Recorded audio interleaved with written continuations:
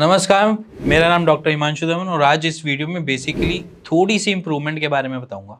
जो आपके सामने मैं रिपोर्ट रख रहा हूँ वो बिफोर आफ्टर की है। आप देखना 7.5 मिलियन है और वो अब अप्रॉक्सीमेटली 4 महीने का ट्रीटमेंट ले चुके हैं, वो 21 मिलियन ही पहुंची है। मैं ये रिपोर्ट्स आपको इसलिए भी दिखा रहा हूँ, उसके पीछे रीज़न है।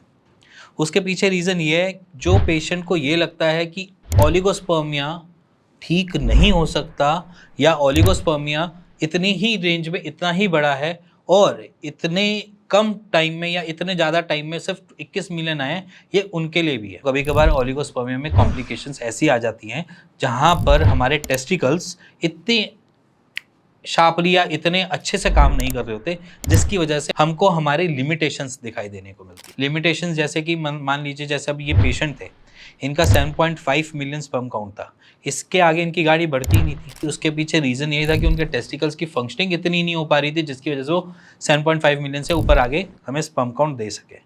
बट विद इन 4 मंथ में हमने ट्राई किया, अपना जितना बेस्ट हुआ, हमने उनको बताया कि ब्लड का फ्लो बेटर करना है या फिर हमने मेडिकेशन सही बतानी है, या हमने सारी चीज़ों को कैलकुलेटिव मोड पर रखा और उसके वजह से हमें 21 मिलियन का एक आंसर मिला, या जिसे समझ लो कि हमें रिजल्ट मिला। अभी 21 मिलियन का जो रिजल्ट है वो हम इसको बहुत बेटर भी कह सकते हैं और किसी के नज़रिए में बहुत बेकार भी कह सकते हैं।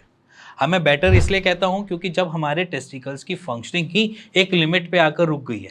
आप जैसे पेशेंट्स, जैसे कि मान लीजिए कि नॉर्मल हम देखते हैं कि पेशेंट के किसी किसी के लाइफ टाइम में से 5 मिलियन ही आ रहे हैं, 10 मिलियन ही आ रहे हैं, या सिर्फ 12 मिलियन ही स्पर्म काउंट आ रहे हैं, उसके आगे गाड़ी बढ़ती ही नहीं है।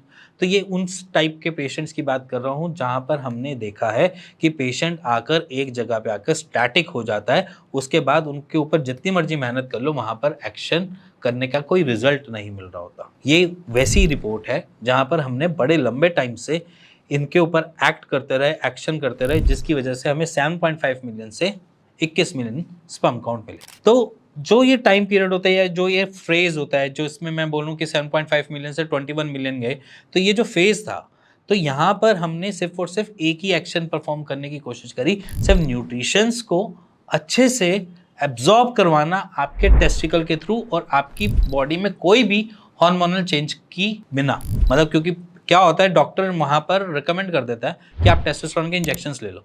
हम यहाँ पर बिना किसी टेस्टोस्टेरोन के इंजेक्टेबल्स देकर भी सिंपली हम टेस्टिस के फंक्शनिंग को बढ़ा पाए, वो भी सिर्फ और सिर्फ एक नेचुरल तरीके से, एक हर्बल तरीके से। उसमें कोई भी हमने स्टेरॉइड यूज़ नहीं किया, हमने कोई भी ऐसे न्यूट्रिशंस अलग से नहीं एप्लीकेबल लगाए, या उसमें ज़रूरत नहीं लगी हमें कि जिसमें हमें दिक्कत आए, या जिसमें मैं ये बोलूँ कि हमें न्यूट्रिशन जिंक देना पड़ा, सेलेनियम देना पड़ा, वो हमने डाइट से कंज्यूम करवा लिए। ये जितनी भी चीज़ें हैं जो आपको जनरल स्पर्म काउंट बढ़ाने में हेल्प करती है, वो हमने डाइट से अचीव कर ली। बाकी का जितना भी था, सारा का सारा रोल आपकी एक्सरसाइज और साइड बाई साइड आपकी डाइट कर रहा।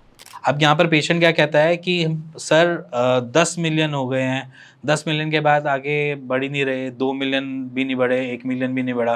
तो मैं यहाँ पर ये कहता हूँ कि आपको थोड़ा सा टाइम अपने हर डॉक्टर को देना पड़ेगा जिससे आप इलाज ले रहे हैं, क्योंकि उसको समझने दो। कोई ये पीक एरिया तो नहीं है या यहाँ पर कॉन्स्टेंट तो नहीं ग्राफ बन रहा, क्योंकि बहुत सारे पेशेंट्स में ये प्रॉब्लम्स जनरल मानी जाती है कि उन्होंने ट्रीटमेंट लिया, एलोपैथी ट्रीटमेंट लिया, उन्होंने कहीं से भी ट्रीटमेंट लिया, उनके स्पर्म काउंट बढ़े, वो 5 मिलियन से 10 मिलियन आगे, बट 10 मिलियन के आगे उनकी गाड़ी नहीं बढ़ रही। अब वो जब वो गाड़ी नहीं बढ़ रही है, उसके पीछे के जो सेटअप है, या जैसे मैं बोलूँ पीछे का एक क्वेश्चन जो उठता है क्यों नहीं बढ़ रहे, उसका आंसर लेकर आया हूँ मैं इसमें।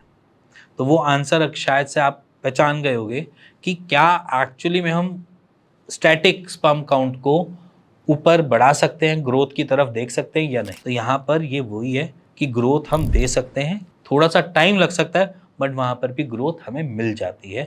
बट टाइम जरूर देना पड़ेगा, चाहे आप किसी से भी इलाज ले रहे हो, आपको वहाँ पर टाइम जरूर देना पड़ेगा। इसीलिए ये रिपोर्ट आपके लिए कि जहाँ पर आपकी स्पर्म काउंट एक स्टैटिक पहुँच गए हैं, तो उस पर अगर काम किया जाए तो वहाँ पर भी हमें ग्रोथ देखने को मिल जाती है। सो अगर आपको ये वीडियो अच्छी लगी हो, पसंद आई हो, तो please like share bell icon दबा दीजिएगा।